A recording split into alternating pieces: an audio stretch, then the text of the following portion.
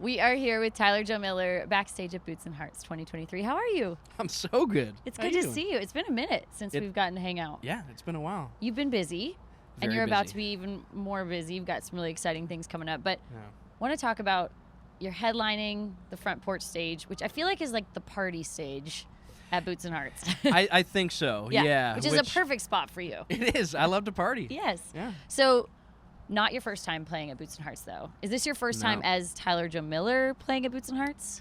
So, back in 2016, I played backup. Like, I was a guitarist and, like, played mandolin and stuff for another artist in the Emerging Artist competition. And 2 members of my band, too, were also in that band. So, now we're doing Tyler Joe Miller. And on the same headlining stage. that same stage. But also we played the COVID version, the Burles Creek. Right. We did that as well. Okay. And that was as Tyler Joe Miller. But this is like our first official back to Boots and Hearts, baby. Sort of. So cool. Yeah.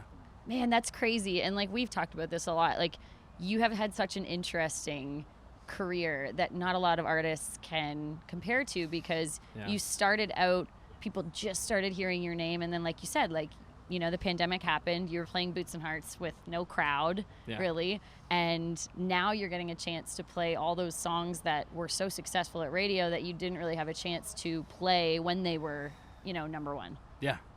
Yeah. No, it's like most of the success and stuff like happened over COVID. So it's like now it finally feels like we're breaking out. And like, you're like, able I'm to here, actually guys. I'm play a for real people. guy. Yeah. And like we've been playing across the country, you know, coast to coast last couple of years just trying to make up the time. And there's still so many times that people are like, this is my first time ever seeing you play. And there's a lot of people still being like, I didn't know you sang those songs. Like, I knew your songs, but I didn't know you. So it's still trying to make those connections. But, you know, what a better way to spend a Sunday night than headlining the front porch stage at Boots and friggin' Hearts. And then to get to, I'm assuming you're probably a fan, so like to get to go from playing your set to watching Tim McGraw. Yeah. Oh, it's... You're going to stay, right? Absolutely. Okay, Oh, I'm going to be the last person here. Yeah. And then you get to do something really cool. This is a show that I always think is so special, is Dean Brody puts on. Dean Brody and friends present the Brodeo at Budweiser stage. So you are on that lineup this year. Yeah. And have you gone to shows at Budweiser stage before? I've never been. You've never been? Yeah, so this will be my first time going. That's like an iconic bucket list check.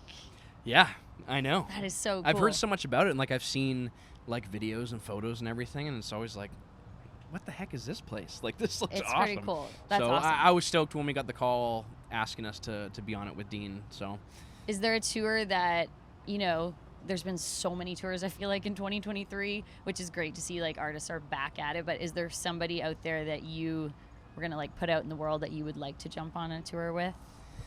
Like, aim big, go big. Oh, man, go big? I mean, Brad Paisley's an obvious for me. Okay. Like, he's the reason why I started writing music and playing country. Like, I grew up listening to his stuff.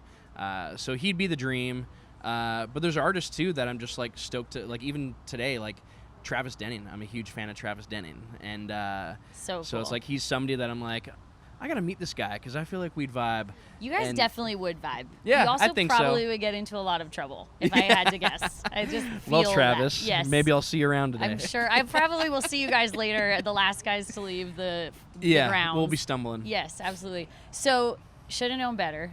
Is there something that you have done in your life that maybe you wish you hadn't have done and could, like, go back in time and just, you know, known better about?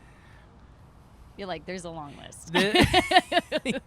There is, but I'm sure I'm also on that list for other people. So, like, as much as, like, when I write songs like that, it's like there's the perspective of, like, it's coming from my side, but it's also, like, I can see other angles where it's like I've probably been this for other people. But the whole song is about girls that are a bit nuts that will, you know, just break your heart, but you just let them do it again and again. But how they should come with warning signs and they never do. Yeah.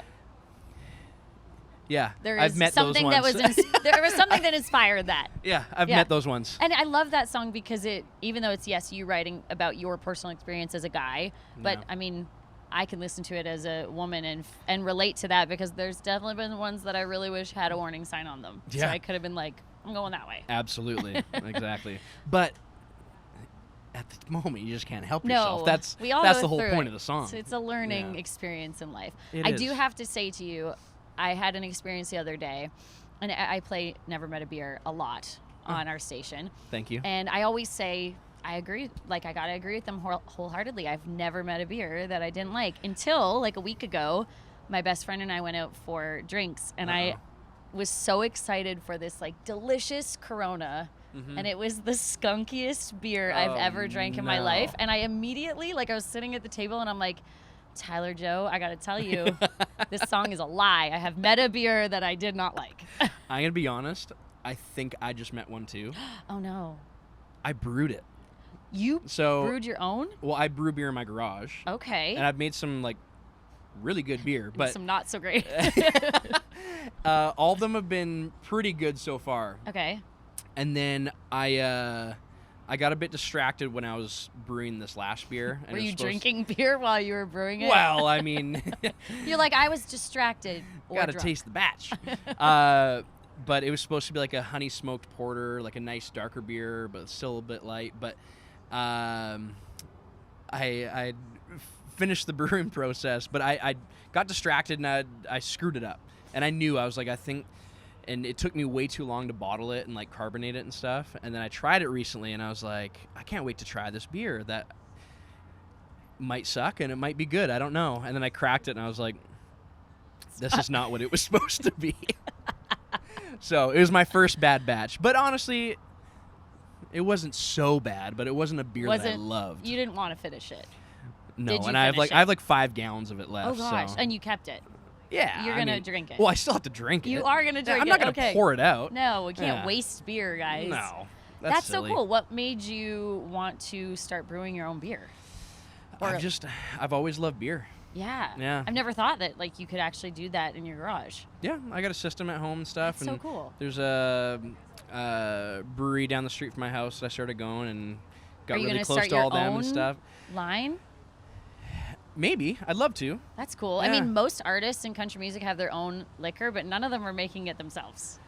Well, that's the thing. Like, That's if I'm cool. doing it, like, I want to be brewing it. I want it my recipes. That is so cool. Yeah. So right now, it's like, I'm I doing want to it, try but some, I just but enjoy not it. that batch.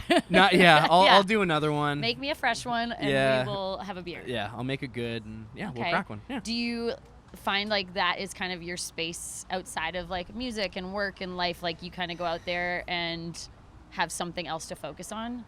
Yeah, it's just like another passion. Cool. Like, I have so many different other passions that I love focusing on, like when I'm not doing the music thing. Yeah. But yeah, beer is kind of one of those that it's kind of like, it's such like a cliche, but it's truly like a science. And like, I was not good in science in high school. Same. And so, like learning how like all this stuff works and like, it's just, I think it's really neat, and I just love beer. And so I was like, there's some beer ideas that I've had that I've never tasted. So it's like, I want to try out different flavors and different recipes. All right. Well, we're going to go get a beer because now Hell yeah. we've talked about it for so long that I'm like, just good not a beer. stanky Corona. We do not need a stanky Corona. We need a good, ice cold, fresh beer. Absolutely. All right. Always good to see you. Tyler too. Joe Miller on Pure Country.